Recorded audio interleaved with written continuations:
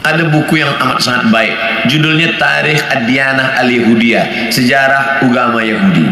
Di sana diceritakan bagaimana orang Yahudi percaya bahwa nanti di akhir zaman akan datang seorang nabi, dan mereka menyebut dia manakala berperang.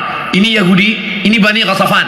Mereka berperang dengan Bani Ghatafan, dan sebelum berperang mereka berdoa kepada Allah, ya Allah, tolonglah kami melawan Bani Ghatafan berkat nabi terakhir yang engkau utus.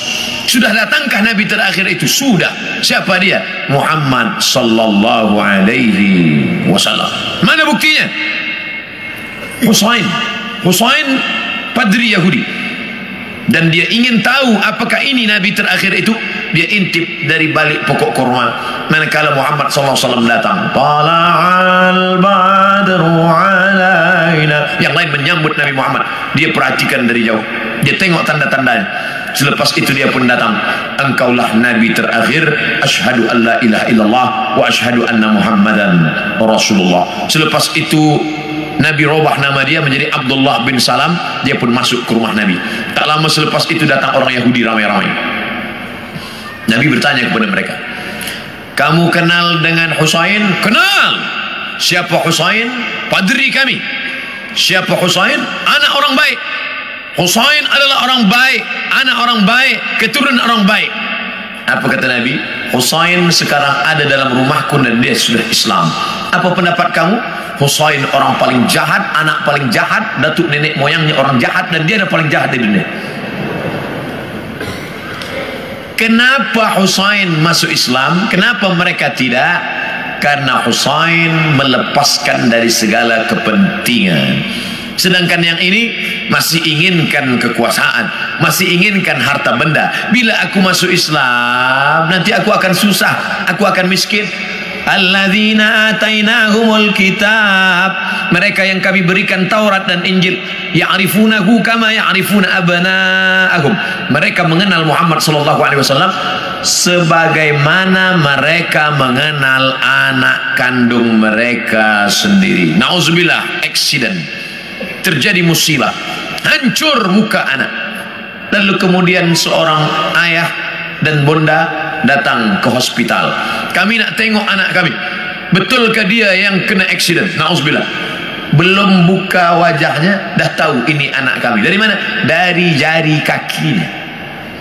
Buka jari kaki. Ya, ini memang anak saya. Dari mana puan tahu? Dari mana tuan tahu? Ini kaki anak kami. Mereka kenal Muhammad sallallahu alaihi wasallam lebih daripada anak kandung mereka sendiri. Mana bukti? Ketika Nabi Muhammad sallallahu alaihi wasallam dibawa oleh Abu Talib menuju Busra, negeri Syam. Sebelum sampai ke sana, mereka berhenti sejenak. Lalu Bahira keluar. Bahira keluar daripada tempat suci. Bahira seumur hidup tak pernah keluar, dia hanya beribadah saja. Tapi hari itu Bahira datang. Apa kata Bahira? Bertanya kepada Abu Talib, ya rajul, wahai lelaki, siapa anak kecil ini? Kata Abu Talib, ini anakku, hadza ibni. Kata Bahira, kalau betul kitab yang kubaca, ini bukan anakmu.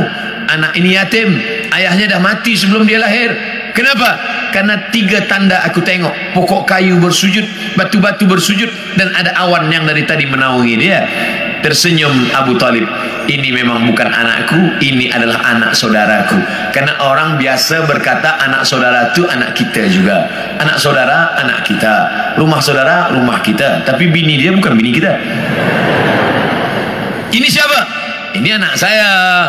Itu kan bukan anak ustaz, itu kemanakan ustaz, anak saudara. Udah macam anak saya. Begitulah Bahira tahu bahwa ini anak ayahnya sudah meninggal. Itulah yang ditulis dalam syair Al-Barzanji. Walamma tamma min hamlihi, ketika hamilnya sempurna, syahrani 2 bulan, ala ashhuril aqwalil marwiyah, menurut hitungan bulan qamariyah, tufiya bil madinatil munawwarati abuhu Abdullah, meninggal ayahnya Abdullah 2 bulan. Kenapa mereka tahu? Kerana itu tertulis dan dituliskan dalam Al-Quran surat As-Saff, ya'ti mim ba'dismuhu Ahmad, akan datang nabi terakhir nanti dan dia bernama Ahmad. Kenapa yang datang itu Muhammad? Muhammad masyhur di bumi, rahmat masyhur di antara malaikat.